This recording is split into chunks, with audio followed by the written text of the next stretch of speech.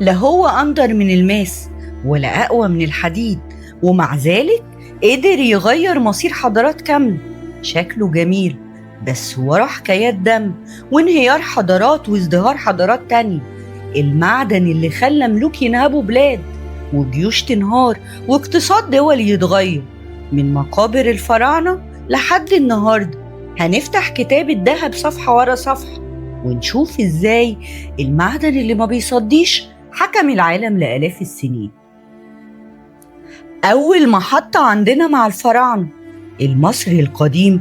أول حد في التاريخ استخرج الذهب بشكل منظم من مناجم في الصحراء الشرقية وحوالين البحر الأحمر. الذهب عند الفراعنة ما كانش مجرد زينة، ده كان معنى للخلود نفسه وشيء مقدس، لدرجة إنهم كانوا بيسموه لحم الآلهة. وده لأن الذهب حاجة نقية ما بتصديش وما بتتغيرش زي الشمس اللي بترجع تتولد من تاني كل يوم. وعشان كده مقابر الملوك كانت مليانة ذهب. قناع توت عنخ آمون الذهبي مثلا بقى رمز خالد للحياة الأبدية. لكن الغريب إن ذهب الفراعنة ارتبط دايما باللعنة. هاورد كارتر اكتشف مقبرة توت عنخ آمون سنة 1922. العالم وقتها اتجنن من جمال القناع الذهبي للملك ودقة صناعته، بس كمان طلع معاه أسطورة لعنة الفراعنة. اللورد كارنرفن الممول الرئيسي للحملة مات بعد أسابيع من فتح التابوت، ومن هنا بدأت الأسطورة إن أي حد يلمس الذهب الفرعوني هيموت. الحقيقة إن مفيش أي نص أو دليل علمي بيأكد الكلام ده. أغلب الباحثين النهاردة شايفين الموضوع مجرد عدوى نتيجة طول فترة قفل المقبرة أو يمكن صدفة، لكن كالعادة الأسطورة فضلت أقوى من التفسير العلمي. واللي ساعد على ده إن فكرة اللعنة دي مناسبة جدا للخيال. معدن خالد، ملوك أبدية، وأي حد يسرق مصيره الهلاك.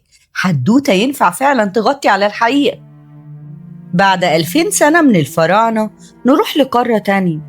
في القرن ال16 الأسبان سمعوا أسطورة إلدورادو، مدينة كاملة من الذهب، وملك بيتغطى كل يوم ببودرة ذهب ويرميها الصبح في البحيرة. القصة دي جننت المغامرين. آلاف البحارة خرجوا يدوروا، والنتيجة ملايين السكان الأصليين اتقتلوا، وحضارات زي الأزتك والإنكا اتنهبت بالكامل، لدرجة إن الذهب اللي اتسرق من هناك ملا سفن أسبانيا وبنى قصور مدريد والفاتيكان. أوروبا اتحولت من قارة فقيرة بعد العصور الوسطى لقارة غنية ومسيطرة، وكل ده بسبب المعدن الأصفر. الذهب هنا ما كانش رمز خلود زي عند الفراعنة أو الإنكا، ده كان رمز طمع واستعمار دموي. بعدها بقرون سنة 1848 واحد اسمه جيمس مارشال في كاليفورنيا لقى رقايق ذهب في مجرى مية. الخبر انتشر زي النار في الهشيم. فجأة 500,000 بني آدم سابوا بيوتهم وجريوا على كاليفورنيا، واتولدت حمى الذهب اللي بيسموها جولد رش. مدن طلعت من لا شيء، وناس بقت أغنية باليوم وليل، وناس تانية ماتت من التعب والجوع. القصة دي ما غيرتش بس حياة أفراد، الأهم إن اندفاع الناس للذهب ساعد في تكوين صورة الحلم الأمريكي. أي حد ممكن يبدأ من الصفر ويبقى غني، حتى لو ده مش دايما صح. الأسطورة خلت أمريكا تجذب ملايين المهاجرين. ندخل على فصل أهم، إزاي الذهب أثر في السياسة والاقتصاد. في القرن ال19 الدول كلها تقريبا بدأت تتفق إن كل ورقة نقد لازم تبقى متغطية بكمية ذهب في خزنة الدولة، واللي الاقتصاديين بيسموه معيار الذهب. وبعد الحرب العالمية الثانية اتعمل مؤتمر بريتون وودز سنة 1944.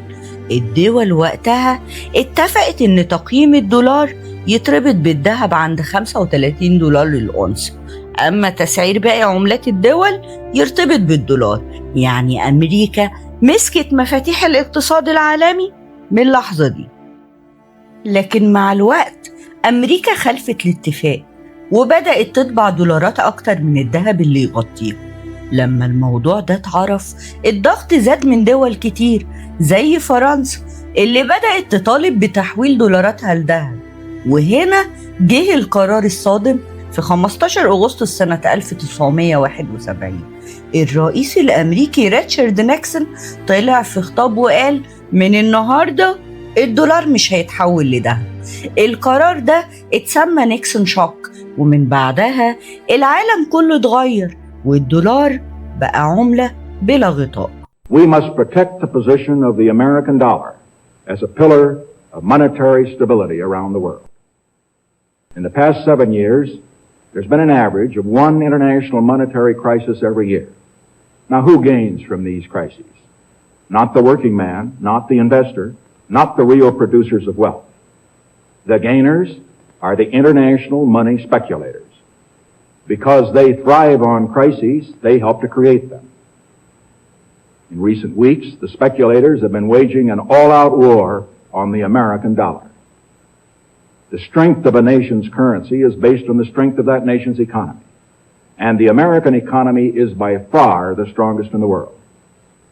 Accordingly, I have directed the Secretary of the Treasury to take the action necessary to defend the dollar against the speculators. I have directed Secretary Connally to suspend temporarily the convertibility of the dollar into gold or other reserve assets, except in amounts and conditions determined to be in the interest of monetary stability and in the best interest of the United States. العالم كله اتصدم، بس كالعادة اللي معاه مفاتيح الاقتصاد كلامه بيتحول لقانون. ومن هنا انتهى عصر معيار الذهب، وابتدى عصر العملات الورقية، واللي قيمتها بقت مبنية على ثقة الناس في الحكومة والقوة الشرائية، مش على مخزون الذهب زي زمان. رغم ان الدولار انفصل عن الذهب، صورة السبايك في عقول الناس فضلت قوية، وخصوصا بعد الأزمات الاقتصادية والسياسية المتكررة زي الأزمة المالية في 2008، كورونا، والحروب التجارية وحروب روسيا وأوكرانيا. من بعدها البنوك المركزية لمعظم الدول رجعت تشتري ذهب بكميات ضخمة. في 2022 المشتريات وصلت أكتر من 1000 طن، أعلى مستوى في 55 سنة. الصين وروسيا وتركيا كلهم زودوا احتياطاتهم. مصر كمان رفعت مخزون الذهب بأرقام كبيرة في آخر كام سنة. في 2025 سعر الأونصة كسر أرقام قياسية ولسه مكمل. والسبب الرئيسي للارتفاع الجنوني لسعر الذهب إن العالم ما بقاش واثق في استقرار الدولار، والدول خافت من استخدام أمريكا الدولار كسلاح زي ما عملت مع روسيا، واللي بيسموه The Weaponization of the Dollar. ورجع الذهب كالعادة يتشاف كملاذ آمن مع كل أزمة سياسية أو اقتصادية. وده بيأكد حقيقة إن مهما اتغيرت التكنولوجيا والعملات، الإنسان بيرجع تاني للذهب وقت الخوف.